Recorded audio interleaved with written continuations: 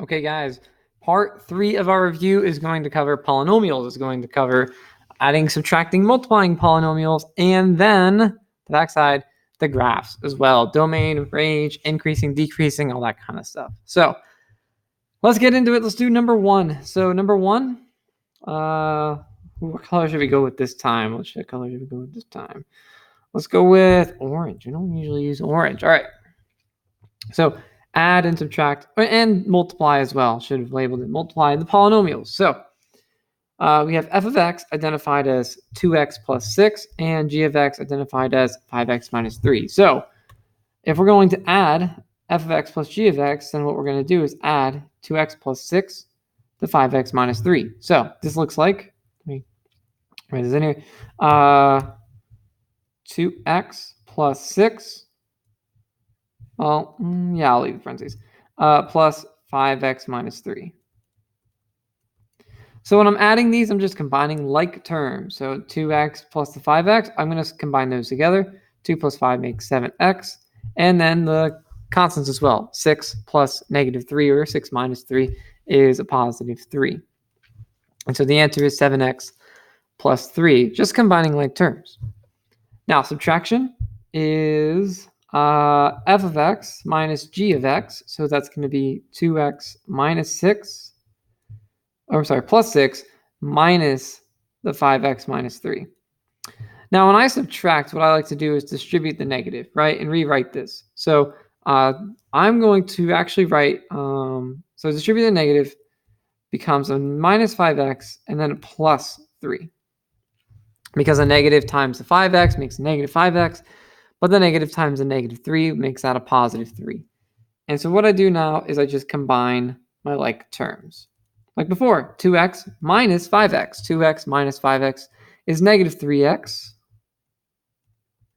And 6 plus 3, they're both being positive, is both being added. So 6 plus 3 is 9, so plus 9. And so your answer is that, negative 3x plus 9. Okay. And now C, f of x times g of x. So we're going to do 2x plus 6 times 5x minus 3. Now what I'm going to do is double distribute. Distribute the 2x to the 5x and the negative 3. We'll do that first, and then we'll distribute the 6 to the 5x and the negative 3. So each of these terms gets their own time of distributing. So let's start with the 2x times the 5x. 2 times 5x, that's going to be 10x squared. And then 2x times the negative 3 will make a negative 6x. Now time for the 6. 6 times 5x is 30x. And 6 times negative 3 is negative 18. So here we go. That's pretty much the answer, with the exception of the fact that we can combine these two x terms together. So when I combine those two x terms together, 10x squared, negative 6 plus 30 is going to be 24. So plus 24x and minus 18. And our answer there. So our three answers are 7x plus 3, negative 3x plus 9, and 10x squared plus 24x minus 18. Now, do you want to see something kind of cool? Would you like to see something cool? All right. Fast forward in the video if you don't want to see something cool, if you just want to see number 2, number 3, whatever. But I want to show you something that you maybe didn't expect, but makes sense, right? So let me pick a number, a random number, to use as x. So I'm going to pick, let's say 3. 3 seems like a small enough and simple enough answer or number to use. All right. If I put 3 in for x, right? So this would be 2 times 3. Just reworking the first problem. Redoing this. 2 times 3 plus 6 plus 5 times 3 minus 3. This would come out to be 6 plus 6 plus 15 minus 3, which would be 24, right? Equals 24. Now, guess what happens when I plug 3 in for the x in the answer? 7 times 3 plus 3. That's 21 plus 3, which guess what? Also equals 24. A good way of confirming that this worked, and this will work for any number because x essentially is just a placeholder for any number. So this happens on all of these as well. So you can actually check your answer on all of these by simply plugging in a number to see if it actually fits. So think about the subtraction, for example. 2 times 3, going to this step right here. 2 times 3 plus 6 minus 5 times 3 minus 3. So this would become 6 plus 6 in this set of parentheses, which is 12. And this one would become 15 minus 3, which would be 12 in that one. So essentially we'd be doing 12 minus 12, which equals 0. If I plug my 3 into my answer, I should also end up with 0. So negative 3 times 3 plus 9. This is negative 9 plus 9, which guess what? It equals 0. So both sides come together very, very nicely. So I'm showing you this because I want this all to make sense to you. I don't want this all to just be like it's for nothing. What we're doing is finding ways of writing expressions, right? Let's try the multiplication, right? Let's put a 3 in for the x just because, why not? Just because I picked it randomly. And we'll plug 3 into this, and we'll plug 3 into this, and we should get the same answer, same number regardless. So if I plug 3 in, this will be 2 times 3 plus 6 times 5 times 3 minus 3. As we've already established, this is 6 plus 6, which makes 12, times, this makes 15 minus 3, which makes 12. So 12 times 12, which makes 144. So when I plug 3 into my answer here, I should get 144 as a result. So 10 times 3 squared plus 24 times 3 minus 18. So this is going to be 10 times 9, because 3 squared is 9, and 10 times 9 is 90. 24 times 3 is 72, and then minus 18. And if you type this in a calculator, 90 plus 72 would be 162, and then minus 18. And 162 minus 18 is, guess what? 144. It all works out. It all comes together. It all makes sense, right? X is just a letter that represents a number, and it can be any number. Any number you want to plug in will work for all of these expressions, every single one of them. I can plug in 15. I can plug in negative numbers, and it will all pan out and work out very, very nicely. Let me just use different colors. I'll use different colors. So next one, number 2, f of x plus g of x. So f of x is 3x squared plus 5x minus 7. We're adding to g of x, which is 2x squared plus 10. Same as before, just combine like terms. So 3x squared plus 2x squared, we can add them up, and that makes 5x squared, right? 3 plus 2 is 5, last time I checked. Now, the x term, there is no other x term with the 5x. The 5x is by itself. It doesn't have another term to add with, so we're going to keep it as 5x. But we can also combine our constants. So negative 7 and 10. Negative 7 plus 10 is 3, so this will be plus 3. I'm not going to do the whole thing where I plug in numbers for x and see that it all equals what it's supposed to equal. Okay, but that will work. There's our answer for the addition. Now let's try subtraction. So 3x squared plus 5x minus 7 minus 2x squared plus 10. So I like to distribute my negative first. So this becomes a negative 2x squared and a minus 10.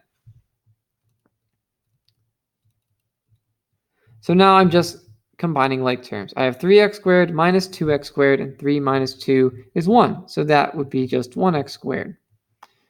The 5x, again, doesn't really have anything to combine with. It's still a positive 5x. It's 5x minus nothing, so it'll just be a 5x still.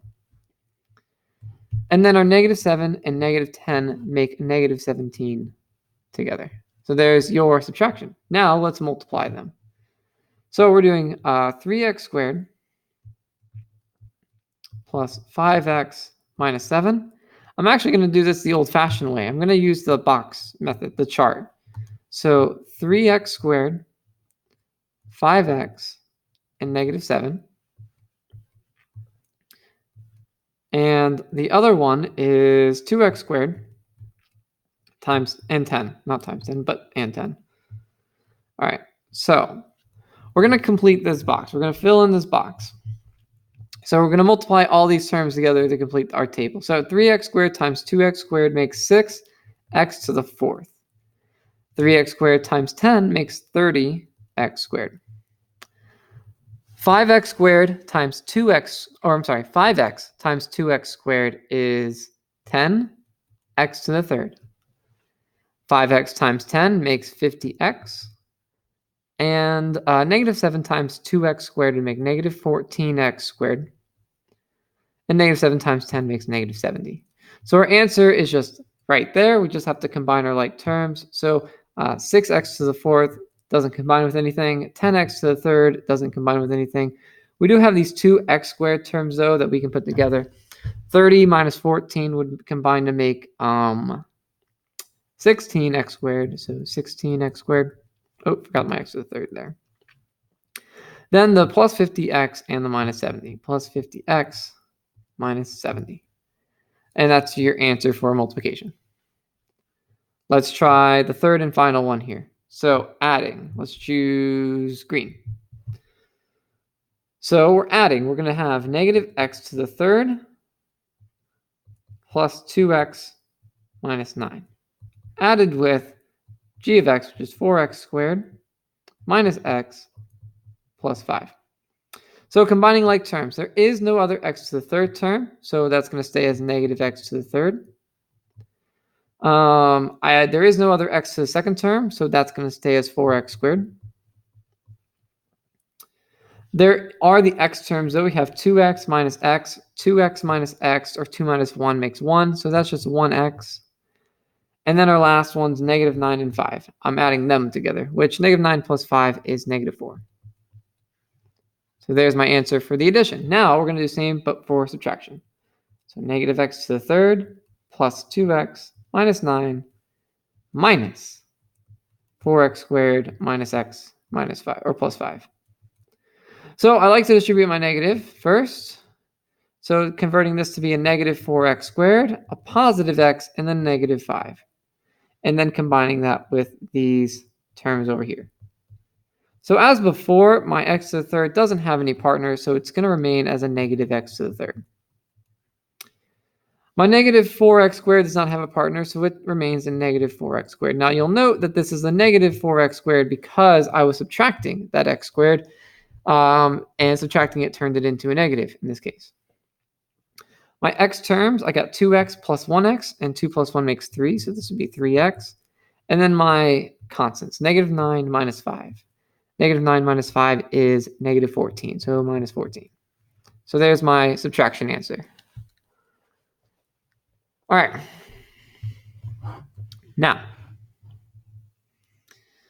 Now we get the multiplication. So the multiplication, let me try and remember these. Negative x to the 3rd plus 2x squared minus 9. All right, negative x to the 3rd, 2x squared, or actually it was just 2x, right? Yeah, plus 2x. Okay, so 2x and then negative 9.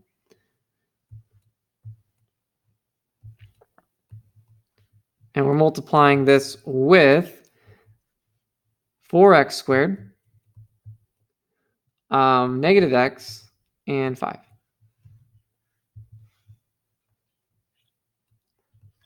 So now we're going to fill out this table with all the multiplication.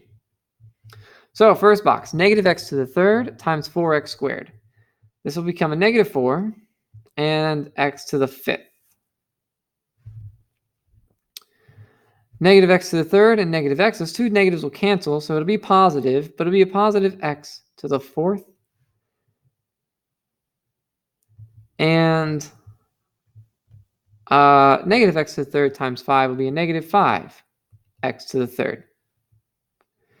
Next column, 2x times 4x squared. So 2 times 4 makes 8, and the x's combined make x to the 3rd.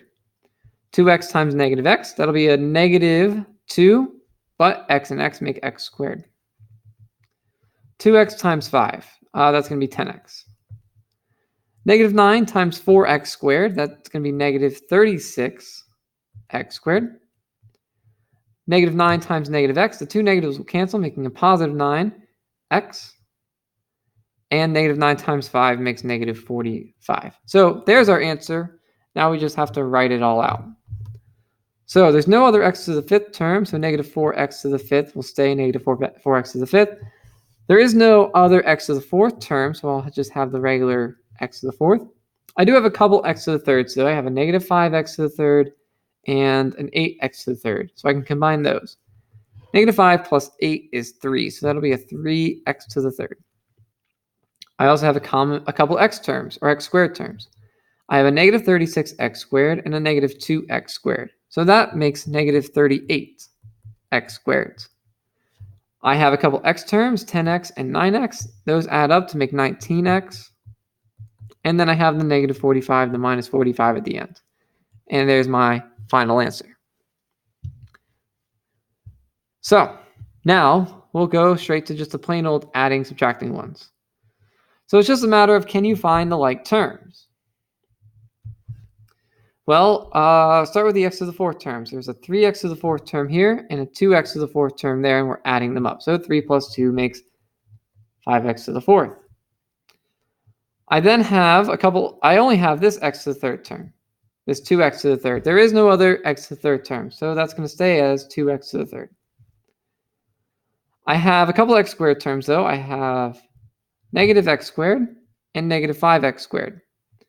And when I add them up, or really subtract them, it's going to become a negative 6x squared. I have a couple of x terms. I have 5x and the negative 9x. So 5 minus 9 makes a negative 4, so this would be negative 4x. And then I've got my constants. 10 plus 5 makes 15. So my answer is that. So it's just a matter of just pairing the right numbers together. That's all it is. Now subtraction is a little different. You do have to distribute the negative first.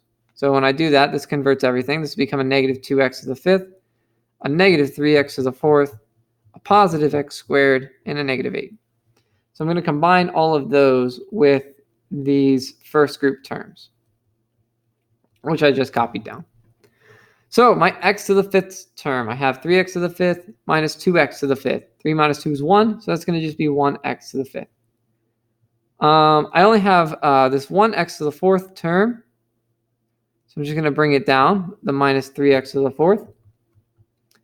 I only have this 1x to the third term, so I'm also going to bring it down as a plus 2x to the third. I can combine, so let me cross these off. I can combine my x squareds, negative 5x squared plus 1x squared. Negative 5 plus 1 is negative 4, so that's negative 4x squared. And then my 2 and my minus 8. 2 minus 8 is negative 6, so negative 6. And that's our final answer. All right, so back to the multiplication. Multiplication, when it's just 2 terms times 2 terms, I like to just go with my distributing. X times x makes x squared, and then x times negative 2 makes negative 2x. So I distributed the x term first. Now I'm going to distribute the 6. 6 times x makes 6x, and 6 times negative 2 makes negative 12. So that's my answer, but I can combine my x terms. Negative 2x plus 6x makes 4x. So my final answer is x squared plus 4x minus 12. All right, same idea goes for number 7. We're going to distribute each of these 2 terms one at a time. So 2x first. 2x times 3x, which is 6x squared, and 2x times negative 4, which is negative 8x. Then I'll distribute the 5. The 5 times 3x makes 15x, and the 5 times negative 4 is negative 20. Just like the last problem, I have these 2 like terms that I can combine, negative 8 and 15. Negative 8 plus 15 is 7, so that's 7x. Bring everything else down. 6x squared plus 7x minus 20. That's my final answer. And then one more time. All right, we're going to distribute these 2 terms, but one at a time. 3x squared times 2x squared is going to be 6x to the fourth.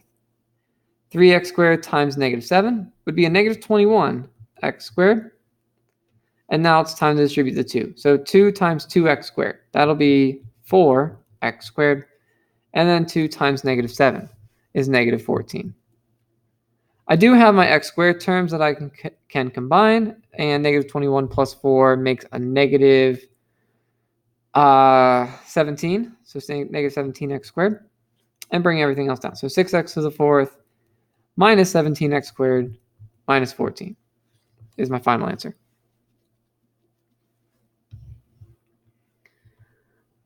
Okay, now moving on to the features of graphs. So domain is, remember, how far left and right a function goes. So the arrows in this problem, in number 1, indicate that this problem goes left forever and right forever, meaning it'll go to negative infinity all the way to positive infinity. Right? Goes left forever means it'll eventually go all the way to the end to negative infinity. Going right forever means it'll go all the way to the end to positive infinity. So our domain, negative infinity to positive infinity. Okay, also known as all real numbers. Our range is the same thing, but for the y-axis. The y-axis, that arrow is going down forever, so it will go down until it reaches negative infinity. And this arrow goes up forever, meaning it will go up until it reaches positive infinity. There's nothing stopping it. So it goes from negative infinity all the way to positive infinity for the y-axis. Also, again, known as all real numbers. Now, relative min and relative max. There really is actually no relative min. You might think maybe this is the minimum, but it's really not, because even though this point is at 1, so are all these points in red beside it. So it's not a minimum because these points are just as low as it. Also, keep in mind, because those points around it are also the same level. So that's not a relative min. There actually, for the same reason, is no relative max. So there is none of either of those. Intervals of increasing. Now, remember, when you read this from left to right, okay, you identify what's increasing, what's decreasing. So reading it from left to right, drawing a line, tracing it, I'm going up on this line, meaning that line is increasing. Now, in the middle, I'm staying neutral. So in the middle, there is no increasing or decreasing. But after I go past that, I am back to increasing, right? Because I'm going upwards. So I'm increasing on those two intervals. I'm increasing all the values that are less than negative 1, all the x values that are less than negative 1. Take this barrier that I just drew, and everything below that is where we are increasing, this entire region. So to write that, we would say, basically, you could say from negative infinity all the way to negative 1, but you could also just say all the x values less than negative 1. Increasing on the other side as well is another line that's increasing. It's increasing all the values that are greater than 1, right? Basically from x equals 1 on up. So we can write this as 1 all the way to infinity, or you could just simply write it as all the x values that are bigger than 1. So you might actually just write it as x bigger than 1. Same thing. So it's those two intervals are increasing. Now there is no interval of decreasing because, as you can see in my graph, there's nothing that I highlighted in red to indicate that it was going down. If you're wondering why this left side is not decreasing, you see the arrow pointing downwards. It's because you don't read it from right to left. You actually read this from left to right. So the arrow is pointing down, but it's only pointing down because it's just saying the line extends there.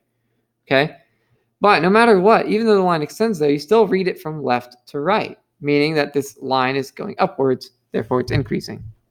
So there is no decreasing area. All right, number 2. Number 2's domain. Again, we see arrows going. Remember, domain is thinking about left and right.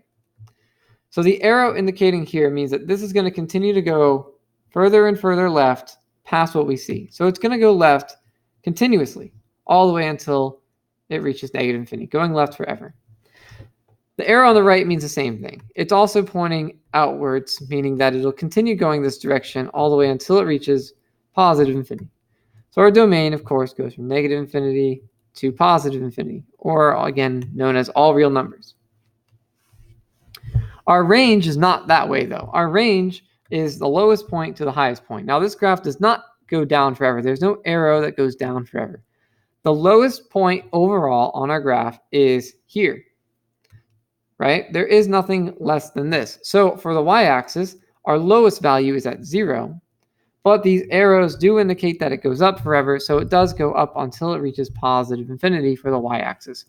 So our range would be 0 all the way up to positive infinity. Oh, this is y. Another way if you can write that is just simply saying the y values that are bigger than 0 is our range. Because remember, you're using the y-axis. 0 is the lowest, and everything above that exists. So all the values above 0. But there is no graph, of course, below 0. There's nothing down here. Relative minimum. So relative minimum. There's a relative minimum simply right here. It's actually an absolute minimum as well, because this is the lowest point in that region. So the relative minimum is at 0, 0. And I do not see another relative minimum. You might think that there might be a relative minimum here, but because it's an open circle, there really isn't one. Relative maximum.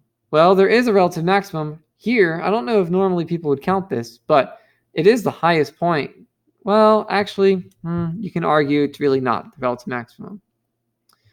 For not confusing you, I'm actually just going to say that that is not counted as a relative maximum. Relative maximum doesn't exist in this case, because relative maximum would have to be the highest point compared to the points around it. And if you think about it, even though this point looks like it's the highest point compared to the points around it, the point at, let's say, right after 1, right, like 1.0001, is actually way up here. Meaning that that point would actually be higher than this one, and that's a point that's around that one. So I would argue that you really don't have a maximum because of that. If none of this existed, then I would say, yes, that is a maximum. But because it does exist, I'm not going to claim it's a maximum. All right, intervals of increasing. So remember, we're tracing this from left to right, okay? So from left to right, the first thing I'm doing is I'm going down. This is decreasing right here. I'm going down, down, and down until I get there. Once I get there, I actually turn upwards and start increasing. So I'm increasing here. But you'll notice I quickly run into this flat line, which means it's not increasing or decreasing. But I end up at the end of this problem, again, increasing. So I've got one area of decreasing, but 2 areas of increasing.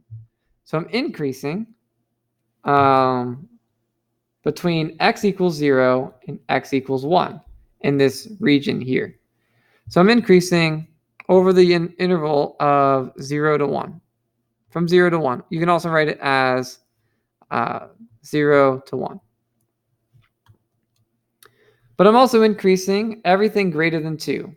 From x equals 2 on outwards, everything is increasing. So from 2 all the way to infinity. But now the way of writing that is simply just writing x bigger than 2. So x bigger than 2. So those are 2 areas of increasing. Now let's talk about the area of decreasing. It's decreasing everywhere below x equals 0. This entire side. From where x is 0 and less than is this entire region decreasing. Because remember, even though the arrow is pointing up, you have to read it from left to right. It's not pointing up. It's really just indicating that the line extends further this way.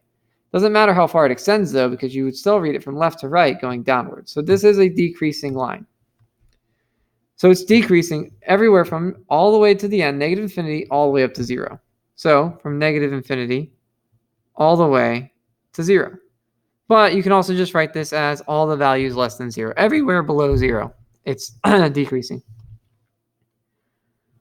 And then lastly, number 3, domain. So similarly, we are going, this arrow is stretching outwards, meaning that this will go left forever until it reaches negative infinity. This arrow stretches outwards, meaning it will go right forever until it reaches positive infinity. So our domain is negative infinity to positive infinity. Again, all real numbers. Our range, this one's actually kind of interesting. Our lowest point is actually here at negative 4, but it doesn't actually equal negative 4. So it's negative 4, but not equal to negative 4, just at negative 4. But it does go up forever on both sides. This one kind of looks like it flatlines a bit, but it is still kind of minimally or marginally increasing.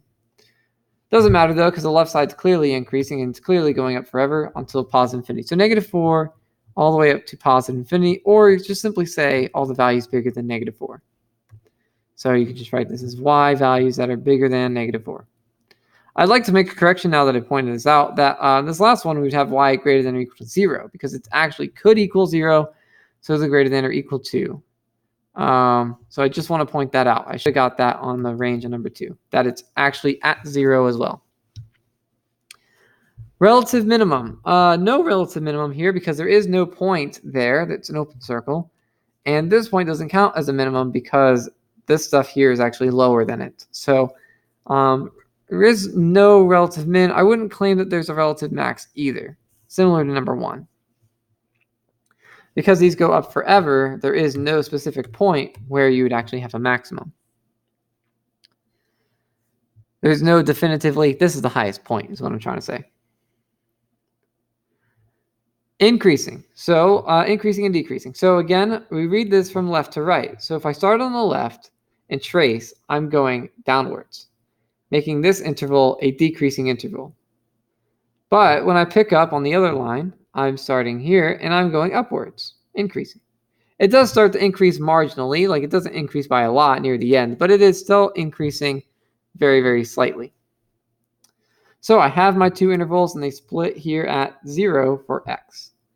So everything less than 0, from negative infinity all the way to 0, I am decreasing from negative infinity all the way to 0. But essentially that's just all the values that are less than 0. Now I am increasing from 0 all the way towards positive infinity. So I am increasing from 0 all the way towards positive infinity. But another way of saying this is just all the numbers that are bigger than 0. So all the values of x that are bigger than 0. Same thing you can write as just x bigger than 0. And that's our functions. That covers this review. I'll see you guys in the next one.